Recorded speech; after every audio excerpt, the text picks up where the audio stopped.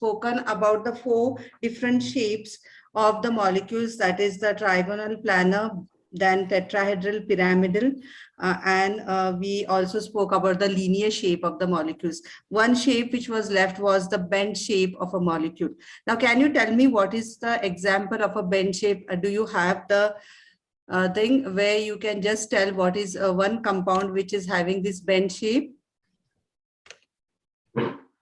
Yeah, so an example for bent shape is, you can say H2O, very important. Okay, so water is the shape, water is the compound which is having the bent shape. Okay, now of all the important, the different compounds what we study, the most important compound is water, because you can see water everywhere, and that is called as a universal solvent. So we are going to see that the shape of water is nothing but actually the scientist had taken it to be a linear shape, just like CO2, what we have seen, the linear shape where it is going to be in a form of a straight line. Okay, so it was just taken into consideration that the shape of water molecule is just like this, which is said to be as a linear shape. But it was not the thing. We have come across a conclusion where we say that the shape of water molecule is nothing but a bent shape. Now, what is the reason behind it? We are going to see. Okay, so it doesn't have a linear shape like CO2. Indeed, it has a bent shape. Now, the bond angle in water, the angle between two oxygen hydrogen bonds is 105 degrees. So what is the bond angle? It is 105 degrees in water.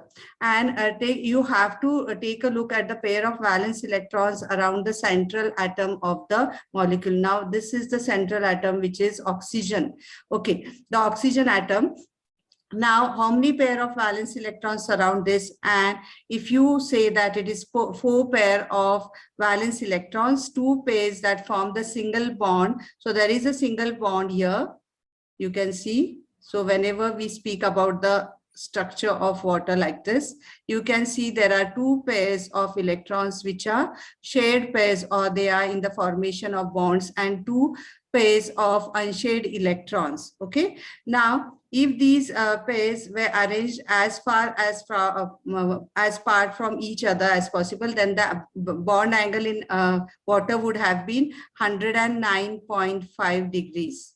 As the bond angle in methane, we have seen that CH4 methane is a tetrahedral. Okay, so it is a tetrahedral molecule with the bond angle of 109.5 degrees. Okay, but here it is not. In the case of water, it is not either linear just like CO2, or it is not tetrahedral also. It is something different that we call it as the bent shape. Okay, so how is that? We are going to see now. Just like the unpaired share of electrons in ammonia, the 2 unshared pair of electrons, the oxygen atom, exert a great repulsion force. So you can see these 2 unshared pair of electrons which are there, which are not in the formation of bonds.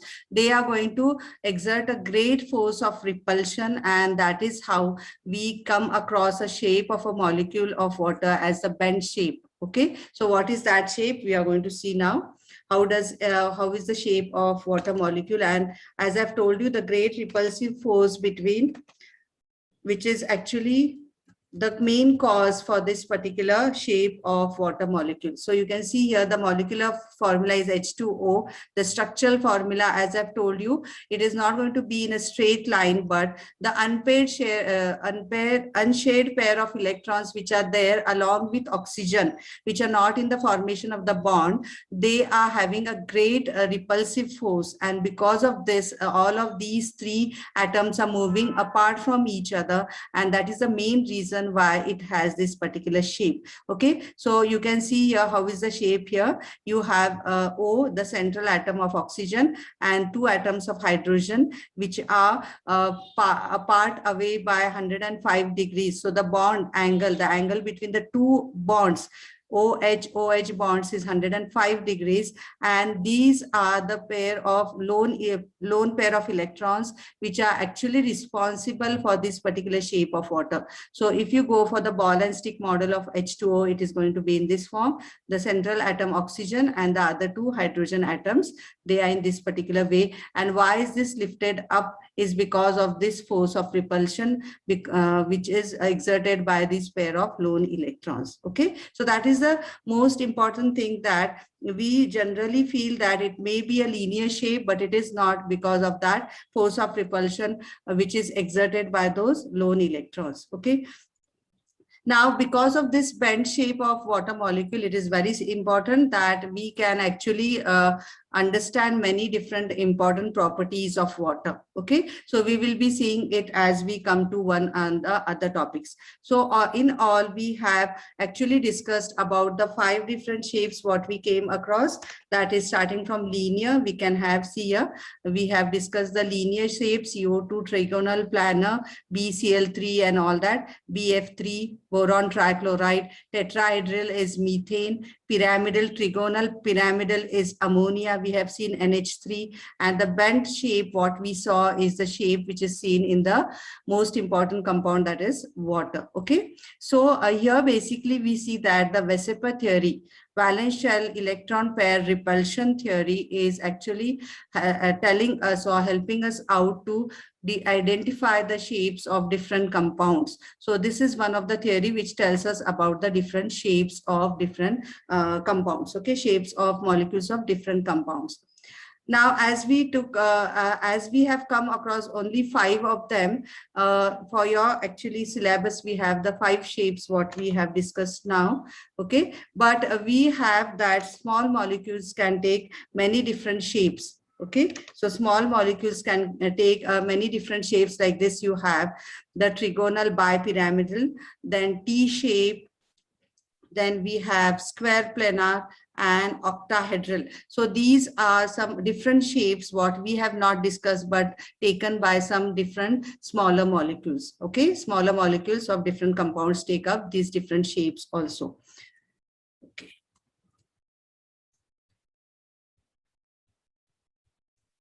Now, here we have describe the shapes and approximate bond angles of the following molecules here. You have a molecule of ethyne, that is a triple bond between carbon and carbon. Then we have a formaldehyde compound, which is having a double bond between C and O, carbon and oxygen. And we have nitrogen trichloride. Okay, so this is NCl3. So these are some of the different compounds given here, and the structural formula of each of them are given. You have to describe the shape and approximate bond angles between them. So in ethyne, if you say the valence electrons around each carbon atom form bonds, by the Weissenberg theory, these bonds are arranged as far apart from each other as possible, forming a linear molecule. So the linear shape is for ethyne, wherein the bond angle, as you know, what will it be? What will be the bond angle, Shriram, if it is a linear shape molecule? 180 degrees. 180 degrees. Okay. In formaldehyde here, in this particular compound, the valence electrons around the carbon form 3 bonds. By the Weissenberg theory, these bonds form a trigonal planar molecule. And you know that trigonal planar molecule, if you have the bond angle between them, each of them is 120 degrees if it is trigonal planar. So formaldehyde is a trigonal planar with 120 degrees. And in nitrogen trichloride, just like what can you see here, what will be this valence electrons around the nitrogen atom form 3 bonds, 1 unshared pair of electrons. So here we have 1 unshared pair of electrons which are going to exert a great force of repulsion and going to pull up the central atom of nitrogen. And the shape of this, just like ammonia, it is going to be the pyramidal shape. Okay, so this is what is having the pyramidal shape. And if you have the pyramidal shape of it, what is the bond angle? You know, it is approximately around 107 degrees, which is we have seen in the case of ammonia also, NH3. So also in this particular compound NCl3, it is a trigonal pyramidal shape and the bond angle is going to be 107 degrees. Okay, so this is how we can predict the different shapes looking at the unshared pair of electrons. When you have in your structural formula unshared pair of electrons, as you see here, this is going to have a greater force of repulsion and it is going to pull up the central atom away from all of these three atoms. Okay, so that is one extra thing when we have the lone pair of electrons which are not actually going to be in the bond formation. So linear, trigonal, planar, and pyramidal molecules we have seen here in the case of all the three: ethyne, formaldehyde, and nitrogen trichloride. Okay.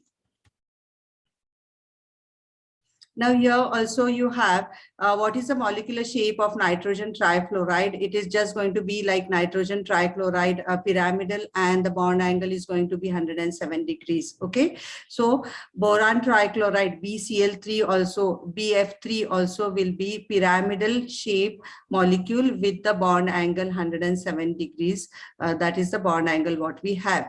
And you have here a molecule of ethane contains 2 carbon atoms and 6 hydrogen. So the formula is going to be C2H6 ethane. Okay, methane. After methane, we have ethane, which is the series of alkanes what we have.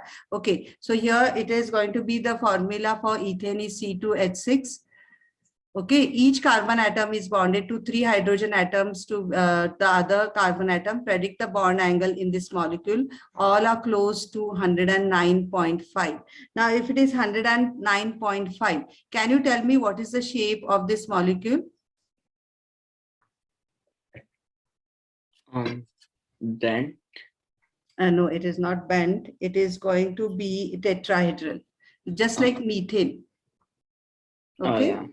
So just like methane, what we have, ethane is also the second member of the alkene series. So tetrahedral 109.5 degrees Celsius degrees is the bond angle what we have, 109.5 degrees. Okay, so that is regarding the Weissenberg theory, what helps us to identify the shape of a particular molecule.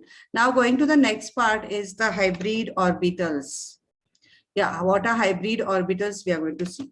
Now, in any atom, we have the electrons which are revolving around in the around the nucleus of an atom. We have the electrons moving, revolving around the atom, and the location of these electrons are in different orbits. So these are called as the orbitals. Okay, the orbitals are the places around the nucleus where the electrons are basically found. Okay, and they are named as 1s orbital, 2s orbital, 2b, 2p orbital, and so on. So we have the different orbitals. We have the 3d orbital, then 4f orbital, and so on. Okay, so for 1s, 2s, 2p orbitals, and so on. But atomic orbitals usually apply only to electrons in an unbounded atom. So whenever we are actually talking about an atom which is isolated, not bonded with anybody, we speak about the location of the electrons. Okay, now they do not explain the electrons in the bond of molecules, but whenever these electrons are involved or coming towards each other in the formation of a bond, so when an atom approaches the other atom to form a bond, the orbitals of its electrons may be changed. So the orbitals are not going to remain the same as an isolated atom. When it comes closer to the other atom in the formation of bonds, the orbitals of these electrons undergo some changes because of the formation of bonds. And this process is where we have the change in the atomic orbitals. They mix with the other orbital and they form hybrid orbitals. Now, this particular term hybrid is the biological term. Okay, so when we have to have some two desired characteristics in a particular crop, we have the process of hybridization taking place. Okay, so it is a biological term which is used here, which is nothing but the intermixing of two orbitals when there is the formation of the bond between the two atoms. Okay, so when there is a formation of a bond, we have the changes which are taking place in the initial orbitals of the atoms, and they are intermixing with the other orbital, and that is how we have the formation of hybrid orbital. Okay. Now, when this happens, when we have the formation of hybrid orbital, there is the combination of properties of atomic orbitals they form. So this is how the combination occurs whenever there is the hybridization process, because both have some different properties and we can have the combination of the properties formed when these particular compounds, when these bonding of atoms takes place, there is the combination formed, which is called as a new combination of new properties for these atomic orbitals. Okay, now we are going to see about the hybrid orbitals. What are these? So you can see here, hybrid orbital sp, the shape, the molecular shape will be linear with the bond angle 180 degrees, and you have beryllium fluoride. You have, that is an example here. Beryllium difluoride is an example of sp orbital. sp2 trigonal planar, that is the bond angle 120 degrees, boron trichloride, BCl3. sp3, we have a tetrahedral molecule. Now, when we have the tetrahedral molecule, the bond angle is 109.5 degrees. The example is methane. So now what is sp, sp2 and sp3? As I've told you, the atomic orbitals have the names around the nucleus when the electrons are present. They do have some names, and the names are 1s orbital, as I've told you, 1s orbital, 2s orbital, 2p orbitals. These are the different orbitals around the nucleus. Now, when there is a combination of 1s and 1p, when there is a combination of 1s and 1p, we have the formation of the sp orbital. This is a combination of 1s orbital and 1p. Now, if there is a combination of s and 2p orbitals, when there is a combination of 1s and 2p orbitals, it is going to be sp2 orbital. And when there is a combination of 1s with 3p orbitals, it is going to be the sp3 orbital. Okay, so these are all the hybrid orbitals where we have the intermixing of different orbitals in the formation of bonds. So whenever we have any molecule with linear shape, okay, like CO2 and all that, if you have a molecule with a linear shape, it is going to have the hybrid orbital of sp. If we have a molecule with trigonal planar shape, just like what to say, trigonal planar, what is the example?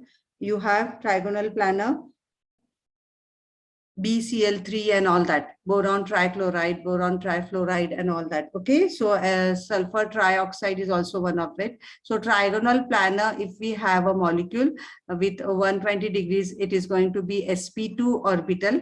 And if you have a tetrahedral molecular shape like methane, okay, so methane is there, then carbon tetrachloride is also there, which is having this shape, then that is the tetrahedral, we say that it is sp3 orbital. So the combination intermixing of s orbitals with p in forming these three orbitals, what you have, the hybrid orbitals. Okay, so according to the shape and the examples we have seen, how you can actually have. Now when we go for this also, the example is methane with this, and we have the examples of water is also sp3, then we have ammonia is also sp3 orbital. Okay, these are some examples for sp3 orbitals. Now